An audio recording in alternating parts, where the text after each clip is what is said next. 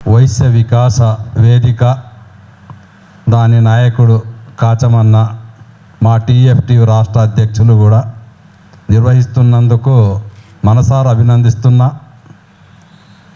ఒక విషయము, మనం చేసే కృషి ఇప్పుడు కనిపించకపోవచ్చు, కానీ ఖచ్చితంగా అది ఫలితాన్ని ఇస్తుంది. కాచమన్న తెలంగాణ ఉద్యమం జరుగుతున్నప్పుడు ఇవాళ 56,000 మంది విఆర్లు, అంటే మీరంతా కావల్కర్లని అట్లా పిలిచే వినాయక గారికి స్వాగతం.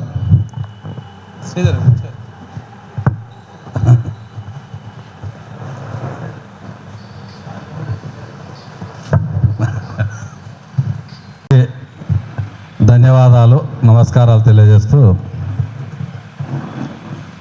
దాదాపు 56,000 మంది కావలోళ్ళు ఇవాళ ప్రభుత్వ ఉద్యోగులుగా మారినరు. తెలంగాణ ఉద్యమం నడుస్తున్నప్పుడు వాళ్ళు ఒక సంఘం పెట్టుకోవడానికి చాలా ఇబ్బందికరమైన పరిస్థితుల్లో ఆ సంఘాన్ని ఏర్పాటు చేసి ఆ సంఘానికి అండదండలుగా నిలబడడం వల్ల ఇవాళ తెలంగాణ రాష్ట్రంలో అందరూ కూడా ప్రభుత్వ ఉద్యోగులుగా మారిండ్రు.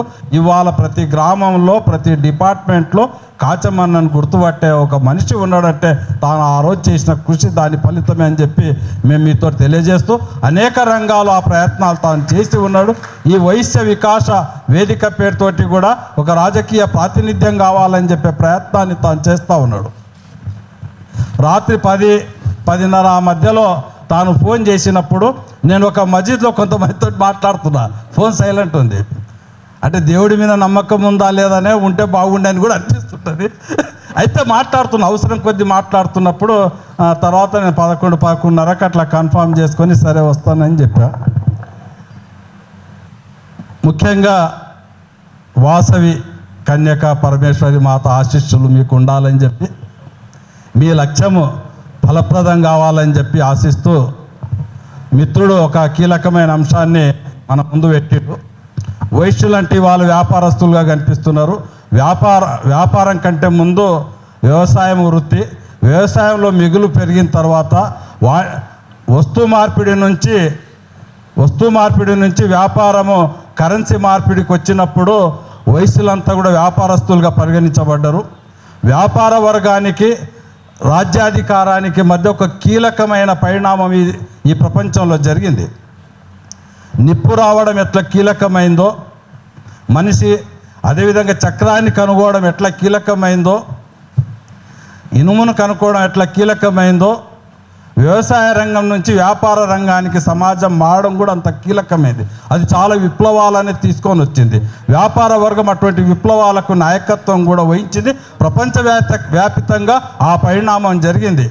ఇప్పుడు మన దాకా వస్తే ఆ పరిణామము అంత స్పష్టంగా అంత ఆరోగ్యవంతంగా కొనసాగలేదు. ఒకటి బ్రిటిష్ వారు రావడం వల్ల, రెండవది ఇప్పుడు రీసెంట్గా చూస్తే మార్వాడీలు రావడం వల్ల వ్యాపార రంగంలో మన ఆధిపత్యము బలహీనం కావడం వల్ల రాజకీయాల్లో మా ప్రాతినిధ్యం కావాలని ప్రశ్నించే లేదా అర్థించే స్థాయిలో మనం ఉన్నామని చెప్పి నేను తెలియజేస్తూ ఉన్నాను. మొత్తం వ్యాపార రంగం కూడా మన చేతిలోకి వెళ్ళిపోయింది.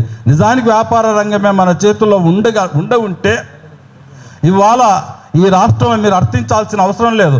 ఎవడు రాజకీయాలు నడపాలి, ఎవరిని పెట్టాలి అనేది మీరే నిర్ణయించగలిగే స్థితిలో ఉండగలిగేటి. కానీ ఆ పరిస్థితి కొనసాగింది. అంటే పునాది లోపలే మనము ఆ దెబ్బ మనకు తగిలింది.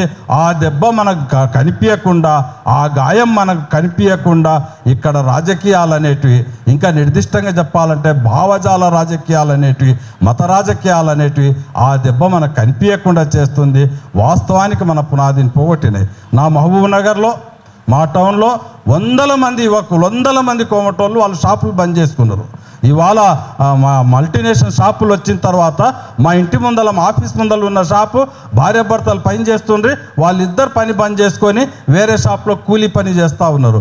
అట్లా చాలా ప్రాంతాల్లో మన వాళ్ళు కూలీలుగా మారుతున్న పరిస్థితి. నేను చాలామంది వైశ్యుల దగ్గర మాట్లాడుతుంటే వాళ్ళు ఏమంటున్నారంటే పిల్ల సంబంధాలు అట్లా వస్తే వ్యాపారం చేస్తున్నాడు అని అడగట్లేదు. ఇప్పుడు ఏమన్నా ఉద్యోగం ఉందా, ప్రభుత్వం ఉద్యోగం ఉందా, అట్లా ప్రభుత్వ ఉద్యోగం ఉంటే ప్రియారిటీ ఇస్తామని చెప్పి ఒక వాతావరణం వచ్చింది ఏమైందంటేనే వ్యాపార రంగం నుంచి మనం నిర్వీర్యమైపోయినాము. అత్యంత కీలకమైన వ్యాపార రంగంలో మనం బలహీనమైనం అనేది మనకు అర్థమవుతుంది. కాబట్టి వ్యాపార రంగాన్ని రక్షించుకోవడం వల్ల ఇక్కడ గుజరాత్ మార్వాడీల నుంచి కానీ ఇక్కడ వస్తున్న మిగతా వ్యాపార రంగంలో వస్తున్న వేరే సామ్రాజ్య వాళ్ళ వ్యాపారాల్ని కానీ మనం ప్రశ్నించకుండా ఉంటే స్థానికులకు ఉపాధి కల్పించడం ఎంత డిమాండో స్థానికులకు వ్యాపారంలో భాగస్వామ్యం ఉండాలనే డిమాండ్ని కూడా ఆ స్థాయికి తీసుకురాగలిగితే రాజకీయ ప్రాతినిధ్యం అనేది దానంతకు దాని వచ్చే అవకాశం ఉంది. సమయం రీత్యా నేను ఇక ఎక్కువ మాట్లాడదలుచుకోలేదు. కాబట్టి మీరు రెండో అంశం ఏంటంటే మీరు చేసిన కృషి ఎక్కడ కూడా సమాజం మర్చిపోలేదు. మిమ్మల్ని కరివేపాకులాగా సమాజం ఎక్కడా ఉపయోగించుకోలేదు. మేము విప్లవోద్యమంలో అంటే నేను రైతు కూలీ సంఘం నుంచి ట్రేడ్ యూనియన్కి వస్తున్నప్పుడు బహుశా 93-94 ఆ టైంలో అనుకుంటా నందారం వెంకటయ్య మీరు పేరు వినింటారు.